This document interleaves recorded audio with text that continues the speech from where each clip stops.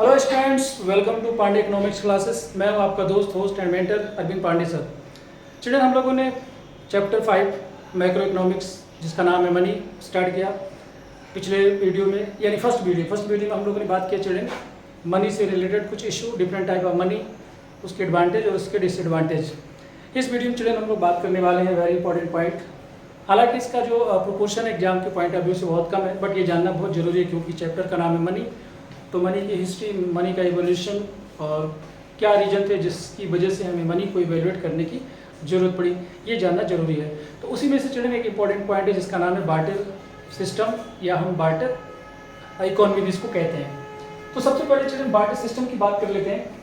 इस वीडियो को चलिए ज़्यादा हम लंबा करने वाले नहीं है, और आप देखिए कि मैं बहुत छोटे छोटे वीडियो में एक एक टॉपिक को कवर कर रहा हूँ ताकि आपको वीडियो देखने में टाइम भी ना लगे ज़्यादा और एक एक पॉइंट को समझने में आसानी हो। ठीक है, बार्टर सिस्टम में सबसे पहले आते हैं। बार्टर सिस्टम क्या है? एक सिस्टम है चिल्ड्रन जिसमें लोग गुड के बदले में गुड को एक्सचेंज करते हैं। ठीक है, बहुत सिंपल सा एग्जांपल है। पिछले वीडियो में भी हम लोगों ने इसकी बात की थी कि दो लोगों के बीच में गुड का एक्सचेंज होता है। फॉर एग्जाम्पल कि एक फार्मर है जिसके पास व्हीट है और एक दूसरा फार्मर उसके पास राइस है। ये फार्मर ए है, ए के पास व्हीट है, फार्मर बी है, बी के पास राइस है। अब फार्मर ए को जरूरत है राइस की और फार्मर बी को जरूरत है व्हीट की। तो क्या है, इन दोनों के बीच में म्यूचुअल अंडरस्टैंडिंग है। तो ए को मिल जाएगा राइस और बी को मिल जाएगा व्हीट। तो बी जो है राइस दे देगा ए को और ए व्हीट दे देगा बी को। तो दोनों की जो म्यूचुअल अंडरस्टैंडिंग चिल्ड्रन वो पूरी हो जाएगी। तो एक ऐसा सिस्टम जिसमें लोग गुड के बदले में गुड का एक्सचेंज करते हैं, इस सिस्टम को चिल्ड्रन हम कहते हैं बार्टर सिस्टम।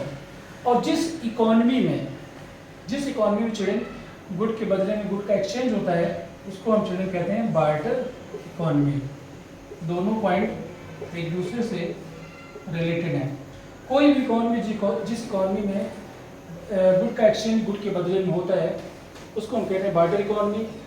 और जिस सिस्टम में लोग एक गुड के बदले में दूसरे गुड का एक्सचेंज करते हैं उसको हम कहते हैं चिल्ड्रन बार्टर एक्सचेंज। तो मनी के आने से पहले चिल्ड्रन लोग गुड के बदले में गुड को एक्सचेंज करते थे। अपनी ज़रूरत की जो चीज़ें थी वो दूसरों की ज़रूरत पर डिपेंड करते थे, और आपस में जब उनकी ज़रूरत मैच हो जाती थी तब जाके गुड का एक्सचेंज होता था। तो एक बार देख लेते, हमने लिखा कि barter system it is a system in which goods are exchange for goods. ये वो सिस्टम है जिसमें गुड के बदले में गुड का एक्सचेंज किया जाता है। उसके बाद हमने चिल्ड्रन यहाँ पर लिखा C2C इकोनॉमी, C2C। तो यहाँ पर जो C है चिल्ड्रन इसका मतलब है कमोडिटी। ठीक है, तो कमोडिटी फॉर कमोडिटी, C2C का मतलब हो गया चिल्ड्रन कमोडिटी फॉर कमोडिटी, यानी कमोडिटी के बदले में कमोडिटी का एक्सचेंज हो रहा है। तो ये है क्या? It is the economy. ये वो इकोनॉमी है in which commodities are exchange for commodities. ये देखिए जहाँ पर कमोडिटी के बदले में कमोडिटी का एक्सचेंज होता है।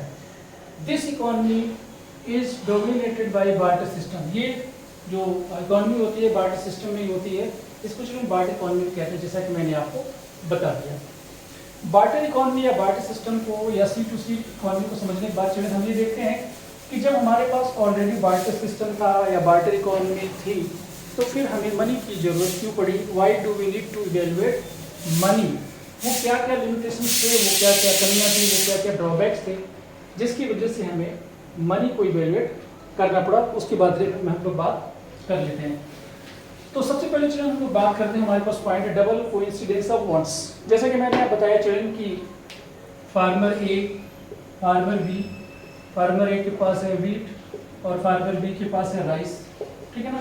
तो इन दोनों की चीज़ें म्यूचुअल सेटिस्फैक्शन, म्यूचुअल अंडरस्टैंडिंग है और म्यूचुअल नीड है, वो एक दूसरे की फुलफिल हो जाएगी। लेकिन अगर आप सोचिए कि जो फार्मर ए है इसको चाहिए राइस, लेकिन राइस के पास बी के पास राइस न होकर गोट है।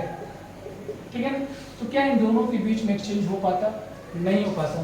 तो कहते हैं कि ये इत्तेफाक की बात है और ये इत्तेफाक बड़ा मुश्किल है। आपको ऐसे व्यक्ति को या ऐसे पर्सन को या ऐसे इंडिविजुअल को ढूंढना एक बड़ा मुश्किल काम है कि एक ऐसा पर्सन जिसके पास वो चीज़ हो जो आपको चाहिए और आपके पास जो हो उसको वो एक्सेप्ट कर ले। तो ये क्या चलेंगे, डबल कोइंसिडेंस ऑफ वांट, ये जो बार्टर सिस्टम का जो प्रिंसिपल है, डबल कोइंसिडेंस ऑफ वांट्स का होना बहुत जरूरी है। अगर डबल कोइंसिडेंस ऑफ वांट्स नहीं है तो ये चिल्ड्रन एक्सचेंज होना बड़ा मुश्किल काम है। तो ये इसकी एक लिमिटेशंस थी चिल्ड्रन, इसमें क्या होता बहुत टाइम लग जाता था ऐसे पर्सन को ढूंढने के लिए, है ना।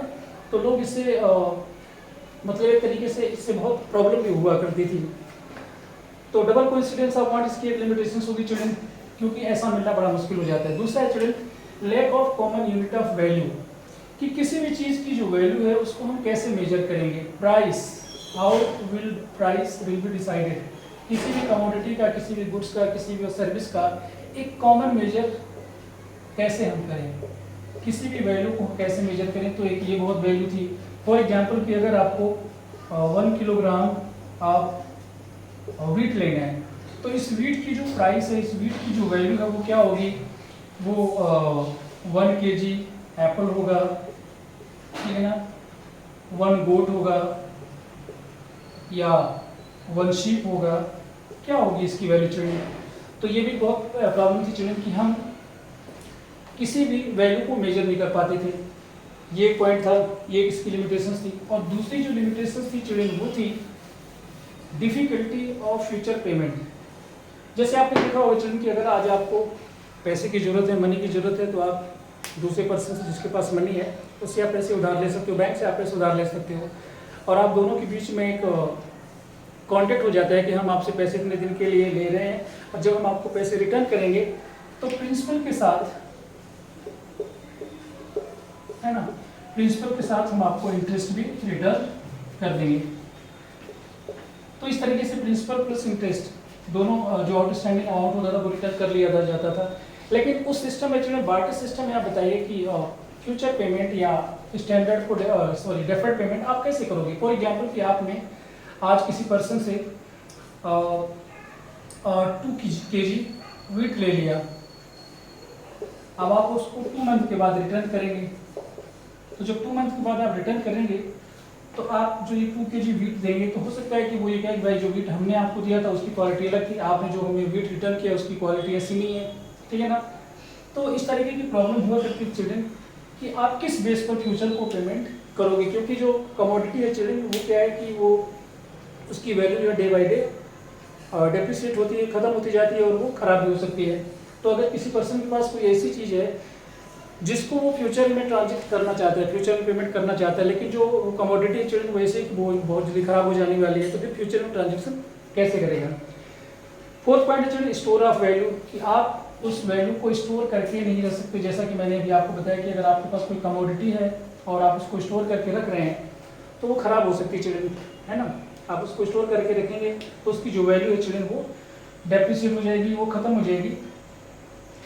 और लास्ट में पॉइंट आता है चिल्ड्रन हमारे पास ट्रांसफ़र ऑफ वैल्यू, कि अगर आप किसी पर्सन के पास कोई कमोडिटी है और उस कमोडिटी को वो एक जगह से दूसरी जगह को ले जाना चाहता है, ठीक है, तो इसकी में बड़ी दिक्कत हुआ करती है। फॉर एग्जांपल कि किसी के पास 100 काउज है और 100 काउज को एक जगह दूसरी जगह को ले जाना है, तो उसमें चिल्ड्रन बहुत सारे प्रॉब्लम थी कि एक जगह से दूसरी जगह को ले जाएंगे तो किस रास्ते से ले जाएंगे, कैसे ले जाएंगे, क्या सारी जो काउज हैं 100 काउज एक जगह दूसरी जगह को जब पहुँचेंगे तो सारी काउज वहाँ पर पहुँच पाएगी कि नहीं, और 100 काउ को चिल्ड्रन मैनेज करना भी बहुत बड़ा टास्क था।